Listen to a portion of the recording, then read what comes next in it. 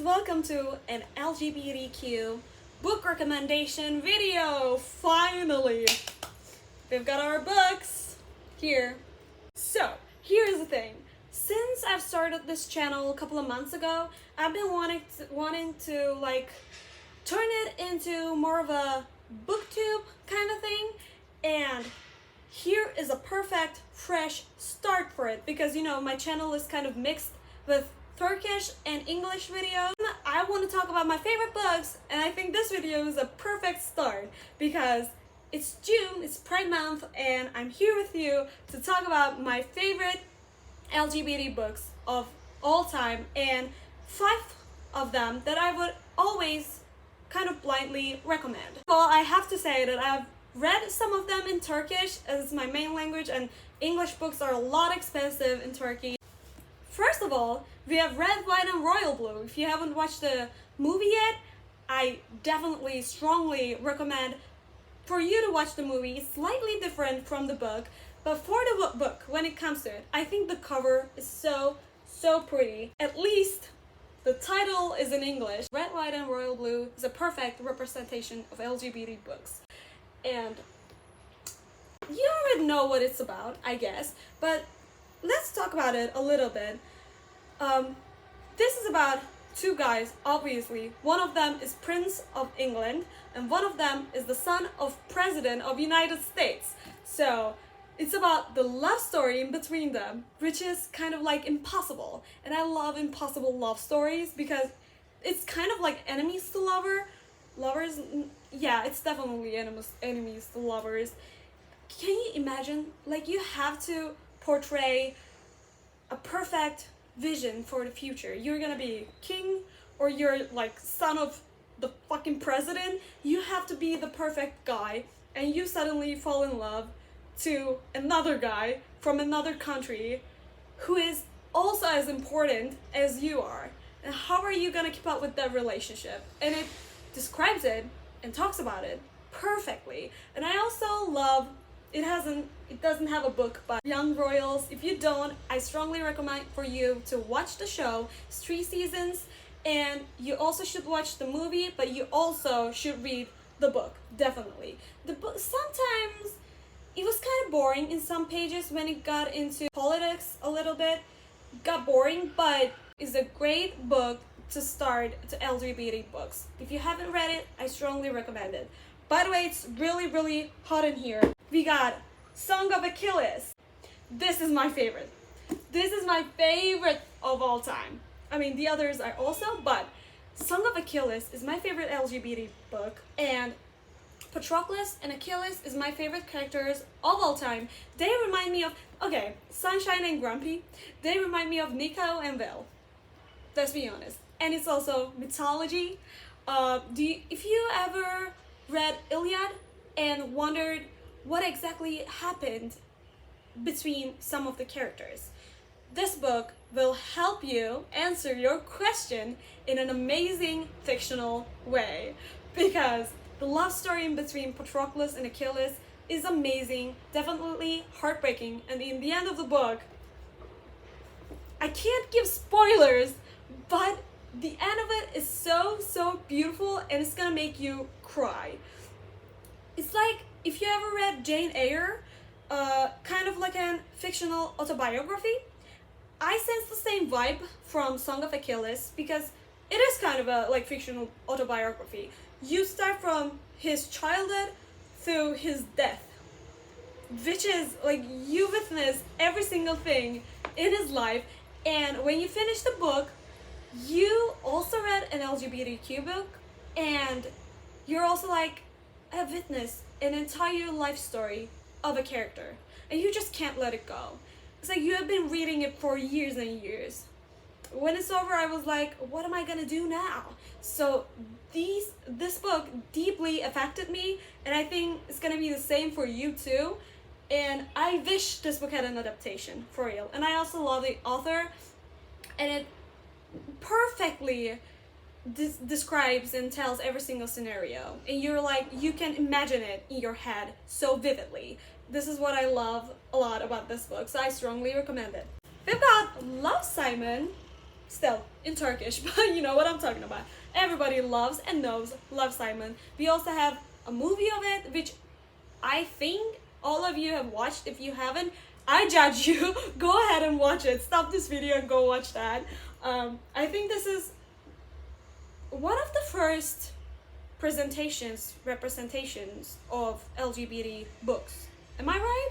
I think so, right? Like, this was a big thing when it first came out. I remember it. And I immediately read it and I was like, oh my god, there should be more books about that. It's just a love story.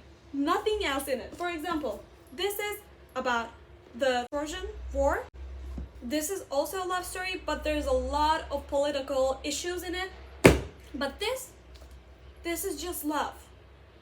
Bullies, love notes, high school life, and just two guys in a society with strict rules. And you have to be the first to change it. And what do?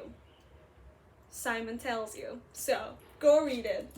We also got The Sun and the Star. Dude, stop. I just got The Son of the Star, and I couldn't get over with it. This was everything I could ever ask for. The entire Percy Jackson series is a great representation of LGBT characters such as Nico, because Nico changed my life with House of Hades. I was like, he went through every single thing that I was afraid of, and I thought that would happen if I ever came out, or if I ever forced to came out, and I could relate to that a lot. If you're in a harsh situation, if you can't tell anything about yourself to anyone, Nico is a great character that will help you get through it. And like, he has been there since the beginning for me. I was like, whenever I was in a bad or weird situation that I couldn't talk with anyone, I would reread House of Hades, for real.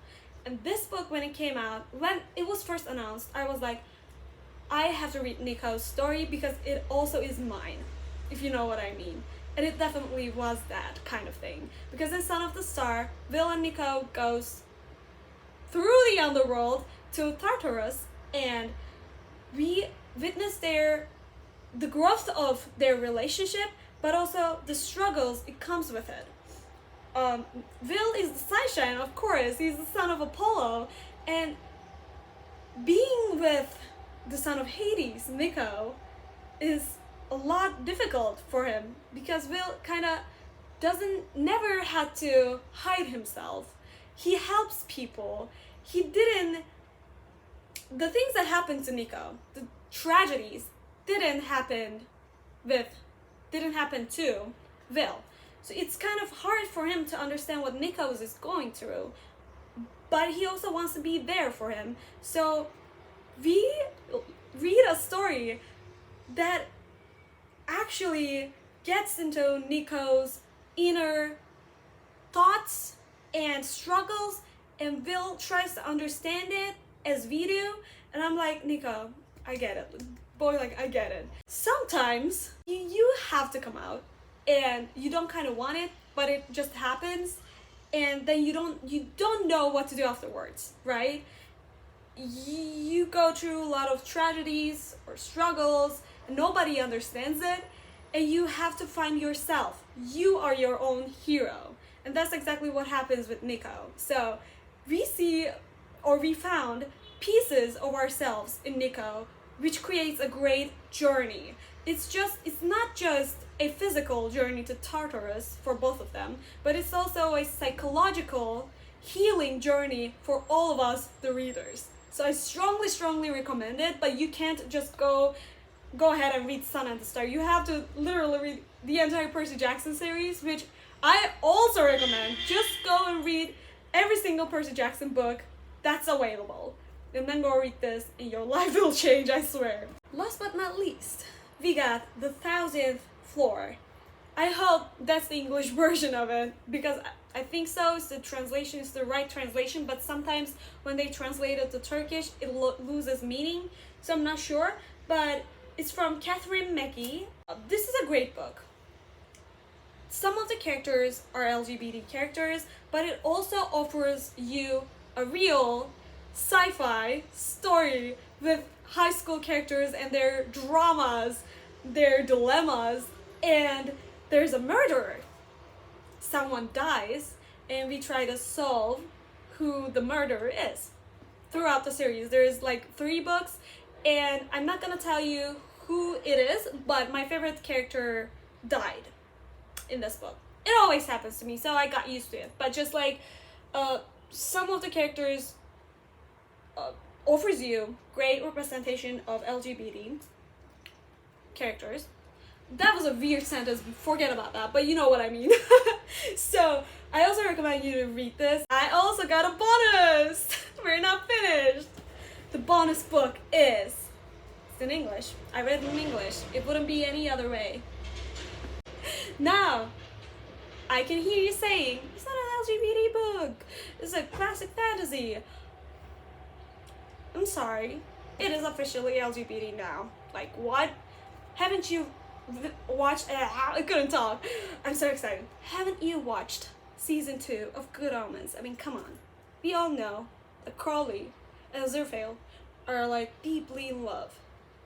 So this book has officially became canonly LGBT book for me, and I hope for you too, because it is. It's just an amazing book about, like, it's kind of like a biblical fiction. You know Ezgi'nin from Bible, and we also have Crowley. Crowley's totally fictional. It takes place the role of literally Satan. And he turns into the snake that we know from the Bible. But then Neil Gaiman and Terry Pratchett creates this amazing, beautiful fairy tale world. You're just gonna enjoy it a lot. It's comedy, it's fantasy, it's amazing. Also, like, the afterlife descriptions are so fun, and I don't know, it's a great story to read for everyone. Like, I had to add this because this is one of my favorite books of all time. So we've got Good Omens, Thousand Floor, Sun and the Star, Live Simon Classic, Red, White, and Royal Blue, Song of Achilles. Go read all these books in Pride Month.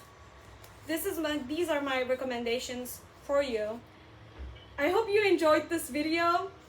Hope to see you in the next book video. Bye, guys. Oh, also, happy Pride.